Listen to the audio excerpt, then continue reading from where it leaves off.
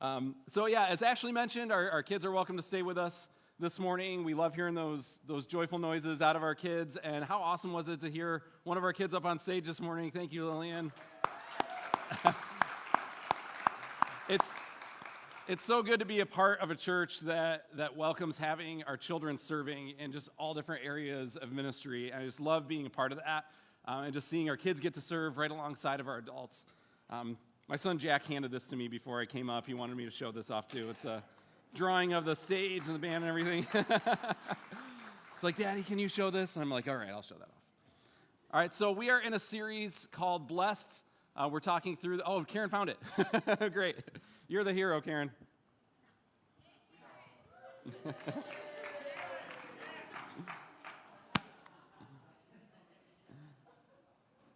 All right, we're in a series called Blessed. We're working through the Beatitudes, those statements where Jesus talked about who is blessed in his kingdom. Before we jump into this morning, though, who has seen the movie The Wizard of Oz?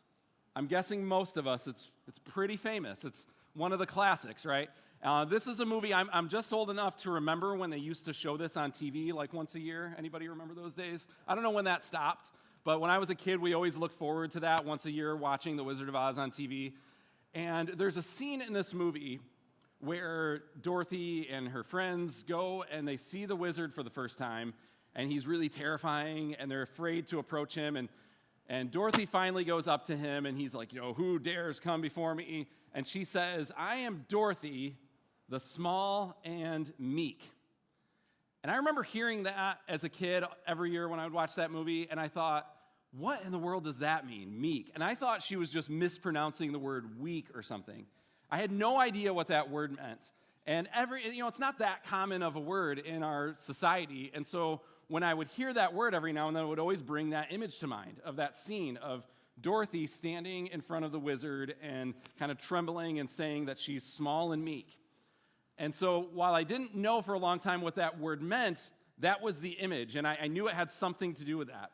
And I would think about her character and whether or not that was some sort of trait I wanted to embody. Because if you think about Dorothy throughout that movie, she doesn't really do anything on purpose. She kind of stumbles her way through that movie, right? Like in the beginning, there's the whole issue with the dog, and she's trying to get her dog back, but, doesn't really succeed there. And then she, goes into the house. She stumbles into Oz because of the tornado. She accidentally kills one of the witches. She's going along down the yellow brick road. She stumbles across all of these friends. And they're the ones that really do most of the action in the movie. She's just kind of along for the ride. She gets kidnapped. She kills another witch accidentally. And it's in the end when they even uncover who the wizard is, it's not even her that does it, it's her dog that's the one that pulls the curtain back and reveals the truth. And so, while I always loved that movie and I liked the character, she wasn't necessarily a character I wanted to emulate. She wasn't the type of person I necessarily wanted to be. And if we think of movie characters or TV or literary characters that we want to be like, they're probably more like the strong, the powerful, the hero, the one that takes charge and gets the job done. Not necessarily the Dorothy who stumbles her way through the movie. But yet, as we come to the third of these blessed statements that Jesus makes in Matthew 5, if you want to turn there with me this morning, we've heard, blessed are the poor in spirit, for theirs is the kingdom of heaven. Blessed are those who mourn, for they will be comforted. And these are not necessarily powerful traits or anything like that, but yet we can relate to them. Especially as believers, we recognize that if we're poor in spirit, we don't bring anything to the table. We need Jesus to intervene and save us. And we mourn over our sin and over our brokenness. And so these two things make sense to us as Christians. But then it builds to this third one. Blessed are the meek, for they will inherit the earth. And I would have to argue that this might be the one statement in this entire list that might be the hardest for us to want to identify with. Because who wants to be called meek? Who watches The Wizard of Oz and says, I want to be just like Dorothy? Who wants to be the person who hears someone call him that and takes it as a compliment? If somebody calls you meek, you're most likely to take that as an insult, not as a compliment, not as a blessing. Which begs the question, why does Jesus say this is a blessing? Do we think of meek as positive? Do we think that a person who is meek is going to win in the end? Or do we think that somebody who is aggressive and strong and confident, that's who we typically think is going to win out at the end of the story? Not necessarily the person who is meek. So I would argue, again, we tend to not see this as a positive. And this is not even just our culture. I think that this transcends a lot of different cultures. If we go to the book of 1 Samuel, we get the story of Samuel learning that the people want to have a king to replace him. Starting in verse 1, 1 Samuel chapter 8. It says, "When Samuel grew old, he appointed his sons as Israel's leaders. The name of his firstborn was Joel, and the name of his second was Abijah, and they served at Beersheba. But his sons did not follow his ways. They turned aside after dishonest gain and accepted bribes and perverted justice.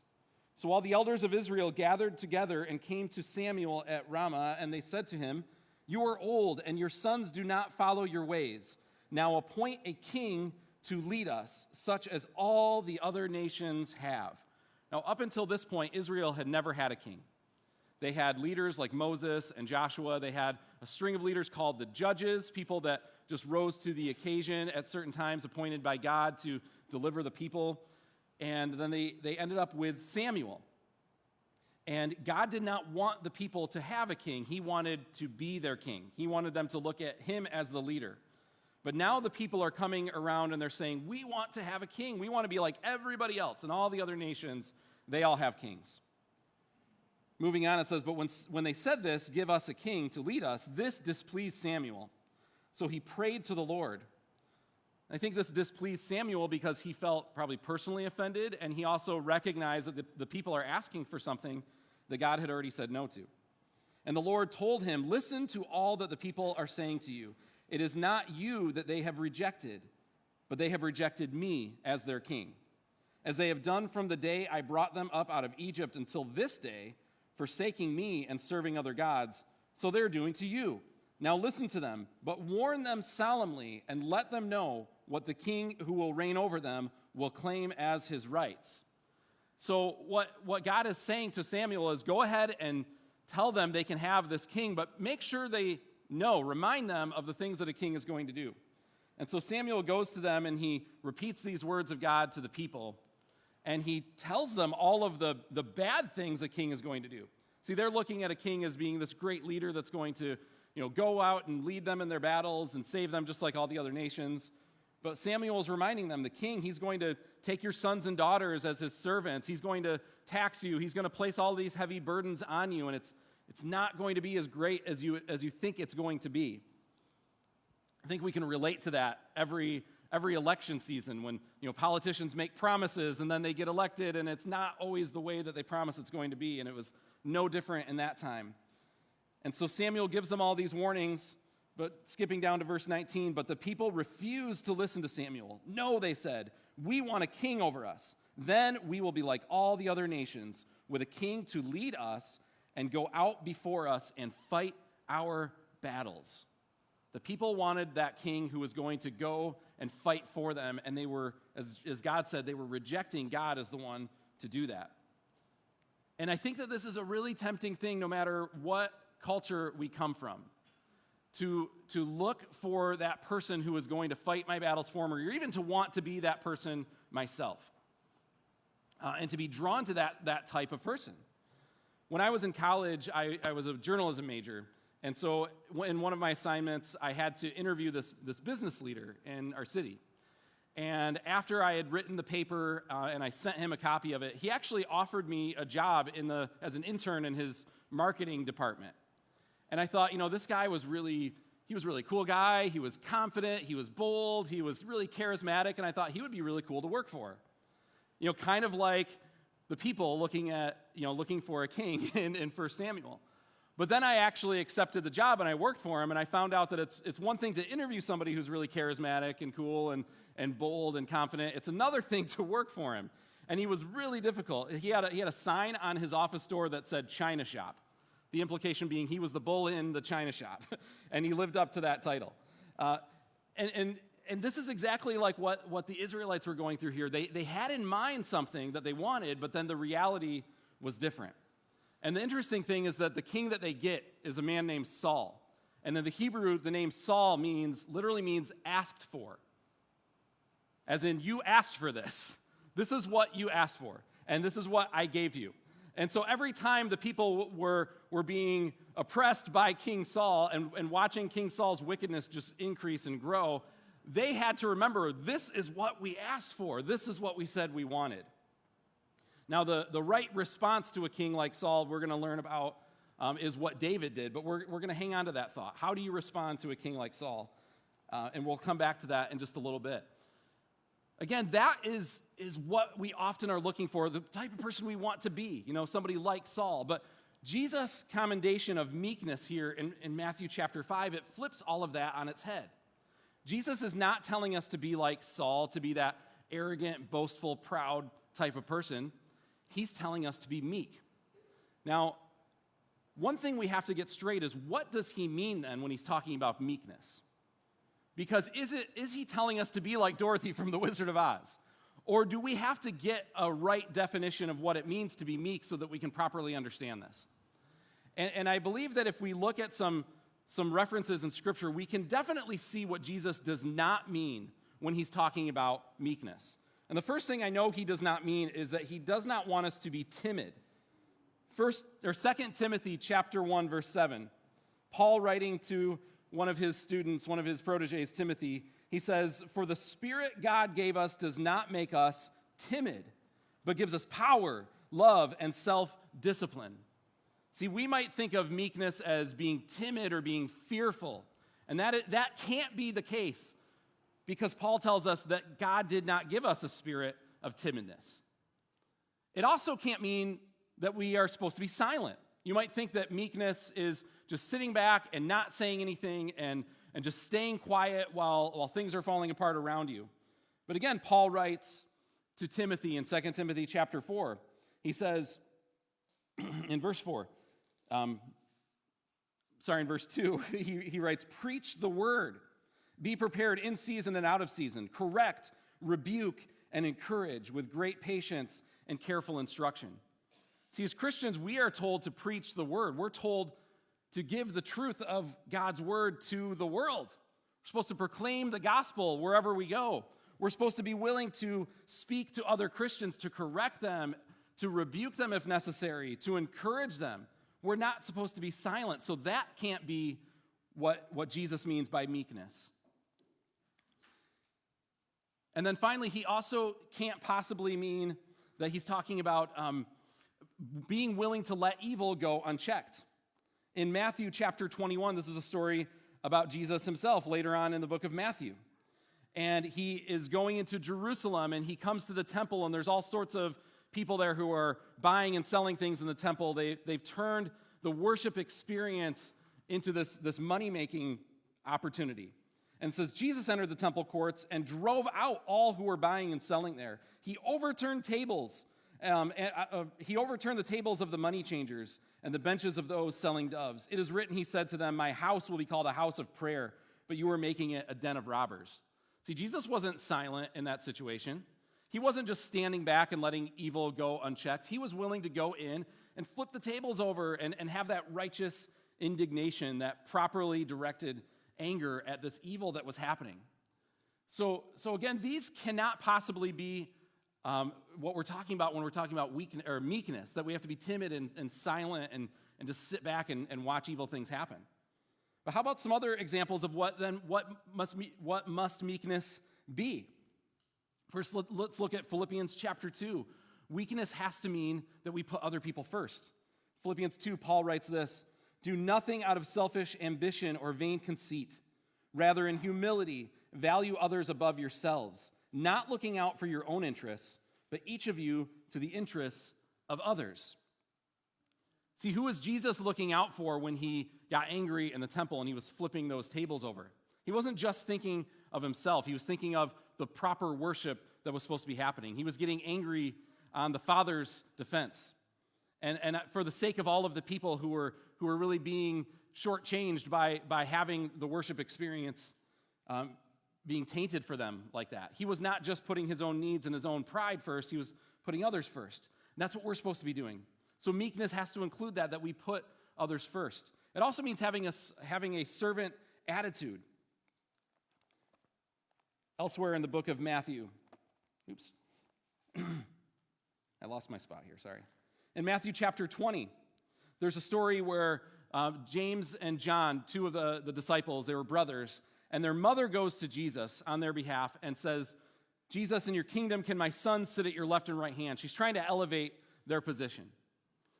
And Jesus has a conversation with her, and you really get the sense that they wanted this. They're the ones that want to be sitting at the right hand and the left hand of Jesus, but they're getting their mom to ask for them. And Jesus tells them, you don't know what you're asking. And he tells them, it's not mine to give, to sit at my left and my right, but if this is something that you want, you have to be willing to go through what I'm going to go through. You have to drink the cup that I'm going to drink. And he's reminding them that he wasn't here just to lord authority over anyone. He was there to serve and ultimately to die for us. And so he goes on, because the rest of the disciples, they get upset when they realize what James and John have done and the audacity of this request. And so they hear about it, and they're bickering amongst themselves. And then Jesus says this to all the disciples, you know that the rulers of the Gentiles lord it over them, and their high officials exercise authority over them. He's saying that's how it works in the rest of the world, is that power is this privilege. I want to be in these powerful positions so that I can dominate over other people and I can lord my authority. But he says, not so with you. Instead, whoever wants to become great among you must be your servant. And Jesus himself models this. At the Last Supper, he washes the feet of his disciples. He gets on his hands and knees and does the work of a servant. And he shows that we are not given power or authority or strength so that we can use it for ourselves, but so that we can serve other people. What else does meekness mean? It's putting others first. It's serving. It's also not being self-promoting. In the book of Proverbs, chapter 27, verse 2, it says, let someone else praise you and not your own mouth, an outsider, not your own lips. That's another thing that we see in our society oftentimes is people that want to promote themselves and brag about themselves. But meekness, as Jesus is defining it, has to mean that we're not doing that. We're not promoting ourselves. What else does it mean? It means we're willing to suffer for the gospel. In 2 Timothy chapter 1, verse 8, Paul writes, remember Jesus Christ. I'm in the wrong chapter. Chapter 1, verse 8. So do not be ashamed of the testimony about our Lord or of me as prisoner. Rather, join with me in suffering for the gospel by the power of God. See, there are times where we are called to suffer for the sake of the gospel. Suffer to make sure that the truth about Jesus is advanced and spread to the world. And there are so many stories of missionaries who go out into the world and they suffer, and they've even been martyred for their faith. They were willing to put their lives on the line so that the gospel can be spread. Situations where people could have fought back, they could have exercised their physical strength or their own might, but instead they were willing to lay their lives down so that the gospel could advance. This is what real strength looks like. It's being willing to withhold, to restrain the power you have so that the mission can go forth. And if by allowing ourselves to suffer, it makes the mission of the gospel go out, then by all means we should be willing to do that and not just feel we need to exercise our own strength and our own authority. And finally, what does it mean to be meek? It means that we trust God to fight our battles and to provide for us. I want to turn for a little bit this morning to the book of Psalms, chapter 37. And this I believe is where Jesus himself got this statement about the meek inheriting the earth. So remember what the Israelites said in 1 Samuel when they wanted that king. They said, we want a king who will go out and fight our battles for us. But this psalm, Psalm 37, it's a psalm of David. And David had a different attitude and a different response to a king like Saul. And I want to pay attention as we read just the first 11 verses of this psalm to, first of all, look at the places where it talks about what you and I are supposed to do. And then look at the places where it talks about what God does. Because it puts this into perspective. Who fights our battles? It says, do not fret. So this is talking to us. We are not supposed to fret. We're not supposed to worry because of those who are evil. Imagine David picturing somebody like Saul. somebody who was oppressing him, somebody who unjustly wanted to kill him. And he says, don't worry about people who are evil or be envious of those who do wrong. For like the grass, they will soon wither. Like green plants, they will soon die away. Instead, trust in the Lord and do good. This is our responsibility. We trust God and we do the right thing. Dwell in the land and enjoy safe pasture. Take delight in the Lord. We trust God. We do what we're supposed to do. We delight in God, and He will give you the desires of your heart. So who is it that is doing the giving? Who is doing the providing here? It's God. We trust God. We delight in God, and He is the one that provides. Commit your way to the Lord. Verse 5, trust in Him. So again, we're trusting His word. We're committing to doing what He says. And He will do this. He will make your reward shine like the dawn, your vindication like the noonday sun. You know, when David was being chased down by Saul wanted to kill David because David was anointed to be the next king, and Saul wanted to establish his own line and protect his own power. And David had opportunities to kill Saul. But instead, he chose not to, and he said to his men, I will not lift my hand against the Lord's anointed. I am not going to take it into my own hands to take this guy out, even though he's evil, even though he's trying to kill me. I'm going to trust God to do it. I'm just going to do what's right, and I'm going to trust God to take care of the situation. And that's what God ultimately did. He says, be still before the Lord and wait patiently for Him. Do not fret. Again, don't worry when people succeed in their ways, when they carry out their wicked schemes. Refrain from anger and turn from wrath. Do not fret. It leads only to evil. So again, pausing here, what is our responsibility? We trust God. We don't worry. We delight in God. We follow God's ways. We do what God says to do. For those who are evil will be destroyed, but those who hope in the Lord will inherit the land. Does that sound familiar? That's a lot like what Jesus was saying. The meek will inherit the earth. A little while, and the wicked will be no more. Though you look for them, they will not be found. But the meek will inherit the land and enjoy peace and prosperity. This is exactly what Jesus is saying. Let God be the one to fight your battles for you. Trust in Him. Do what He says. Obey Him. Delight in Him. Follow Him. And let God be the one to take care of those who are wicked, those who are oppressing you, those who are causing trouble for you. We don't have to take that on ourselves. It's not our responsibility, but God will fight that battle.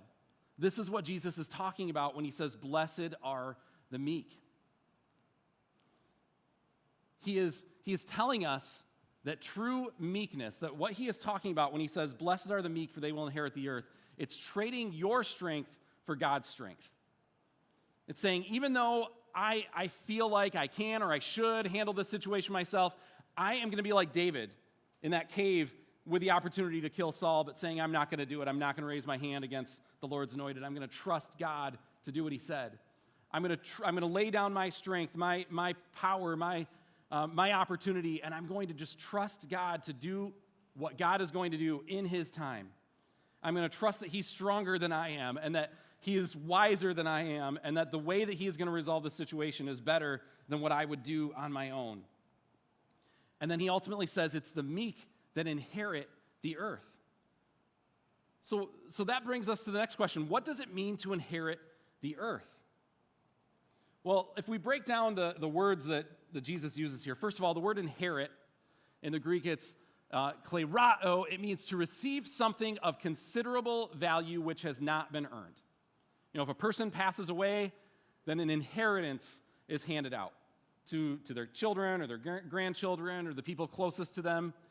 They didn't necessarily earn what was given to them, the wealth that they are given, but it just comes to them because something else has ended. Another person's life or another situation has ended, and now the inheritance is passed along.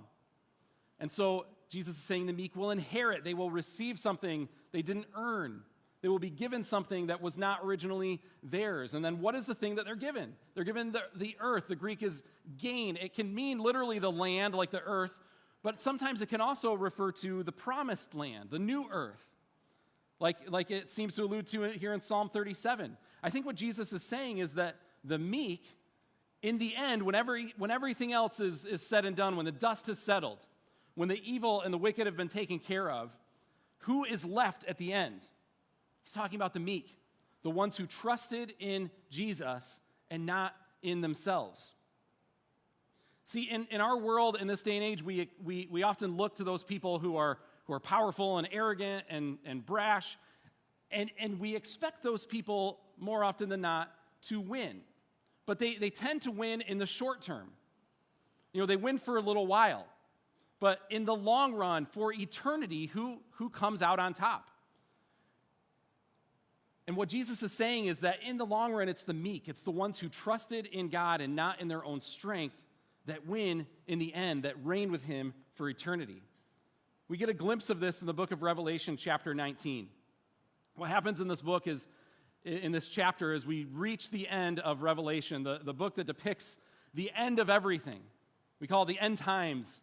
And Satan and his forces have gathered armies together.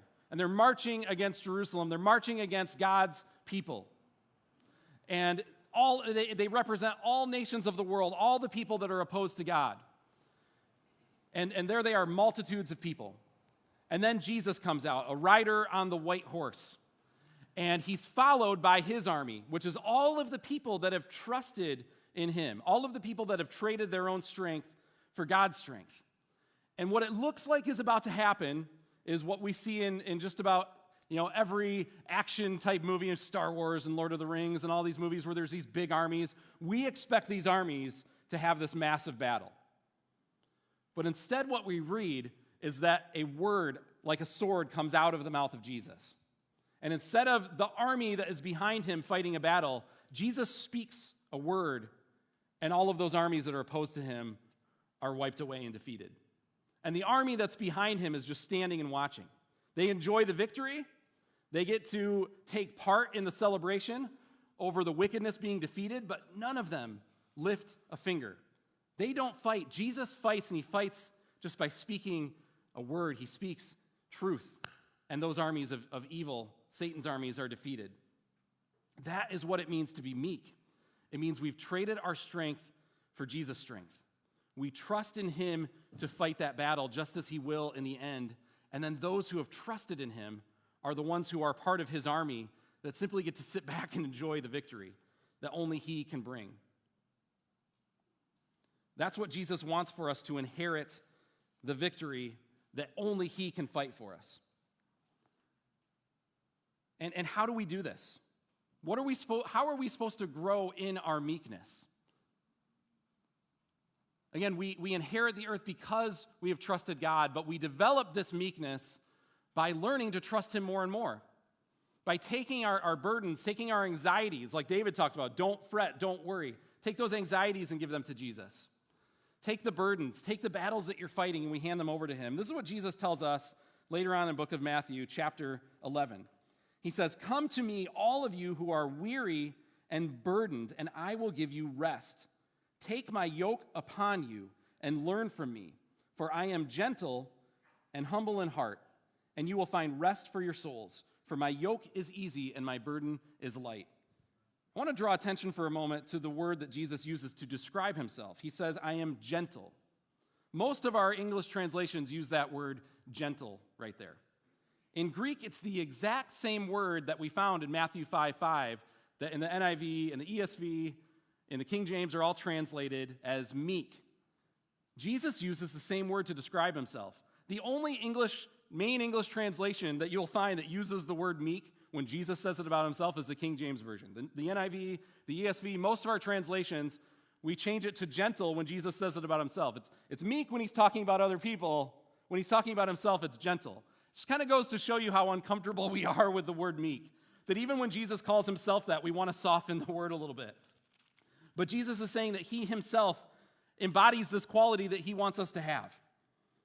And in this situation, he's saying he wants us, in our own meekness that we're striving for, he wants us to give our burdens, give our anxieties, give our worries to him, and let him carry those for us so that we can grow in our trust of him. Because as we grow in trust of Jesus, we grow in this capacity of meekness. And so just as we conclude this morning, just a few questions to help us rethink our concept of meekness. First of all, Do we think of meekness as a bad thing? Do I have a correct view of meekness? If somebody were to call me meek, would I be offended by that? Or would I say, you know what, that's a thing that Jesus said is a virtue, and so I should be glad to be called meek? And at the same time, do we have a correct view of strength? Do we recognize strength as sometimes having the power to act, but recognizing I need to restrain that and let God act instead? I might be able to speak into the situation, to overpower this person, to put them in their place, but I might just need to sit back right now and let God act, and maybe that's real strength, is to trust God's ways and not just my own. And then if I can correct my view of meekness, how can I grow in my appreciation of this trait, whether it's in myself or in other people? If Jesus said that the meek are blessed, how do I grow in that? And I should grow in that by looking at other people, and as the more they're trusting God, the more I recognize that's true meekness, and that's a trait that I want to have. That's a life I want to embody. Now here's a tougher question. In what ways do I need to trust myself less and trust God more? Are there things that I am taking on that I don't need to take? Are there worries or anxieties that I am carrying that, as Jesus said, I need to cast my burdens on him? I need to let him carry that weight for me. And my son Jude, he's almost 3 years old, and he's in that stage that all toddlers go through where I want to do it myself. And there's certain things that he's getting really good at doing himself. There's other things that it takes longer because he does it himself. And one of those things is he has gotten to where when we have the stroller out, he wants to get out of the stroller and he wants to push the stroller himself. And so we were out this weekend and we were walking around, and he got out of the stroller as he's been doing lately, and he's pushing it. And every time I try to put my hand on it, or Jen tries to put her hand on it, even just to steer it because he's going to crash into something, he pushes our hand away. He says, "No, I do it myself." And we were even at one point going over a gravel road, and he's struggling, and this thing's going back and forth, and he couldn't push it over some of the rocks. And I kept saying, "Jude, do you want me to push this for you?" And no, I do it myself. And I do want him to learn, and I want him to grow, and so I let him do that. But I couldn't help but think, this must be how God looks at me sometimes. I'm pushing this load, I'm trying to carry this burden, and God's saying, I could take that for you. You could give that to me. You don't have to carry that yourself anymore. And I'm just going, no, God, I'll do it myself. I'll do it myself. I'll do it myself. And I'm pushing him away when he's saying, I could carry that for you. I could give you a lighter burden. You don't have to carry that. And the final question then is, what are the battles that I'm fighting that I need to just let Jesus fight? It's one thing to carry a burden. It's another thing to be fighting battles on my own behalf that are just not mine to fight. And I think a lot of us this morning can relate to this. There are struggles that we are taking on, that we are getting worried and anxious over, that we are putting way too much mental energy into, that we are letting keep us up at night, and we're just simply fighting a battle that we were not meant to fight. We're supposed to be handing these things to Jesus. We're supposed to be trusting his strength and trusting his way. And we're just fighting it ourselves. And we're taking things on that we were never meant to take on. And so maybe that's the challenge for us this morning, is to stop seeing meekness as a bad thing, as an offensive trait, and recognize this is actually a blessing, because it means that God will carry burdens I wasn't meant to carry and fight battles I was never meant to fight, and he will give me an easier yoke instead. The first step toward this is that we simply need to accept our need for Jesus. We need to acknowledge that the burden of our own sin is a burden that we can't carry. Not one of us can save ourselves. We need to trust in Jesus. If you've never placed your trust in Jesus, acknowledge the fact that you are a sinner, that you are helplessly separated from God, and that there's nothing you can do to overcome that gap, to carry the burden and the weight of your own sin, to fight the battle for your own soul. There's nothing you can do about that. You need to hand that to Jesus. And that is the first step in this process, to just cry out to him and acknowledge, I'm a sinful person, and I'm separated from you, and I need forgiveness, and I need you to set me in the right direction. I need you to save me. That's the first step we need to take. That's called salvation. And then once we've taken that step, the process is called sanctification. It's that daily process of growing to be more like Jesus. And the same God that saves you from your sins continues to save you. He still does the work. He keeps fighting the battle. He keeps carrying the burden. And so those sins that we keep going back to and struggling with, or those situations that bring us worry and anxiety, he still wants to carry those. It's not that he saves us from our sin. We make this decision, we pray this prayer, and now it's our job from then on to grow and be more like Jesus. No, we trust him to keep us growing, to keep us pointed in the direction that he turns us when we cry out to him for salvation. We need to stop trying to carry those burdens ourselves and let him fight the battles for us. Let's pray together.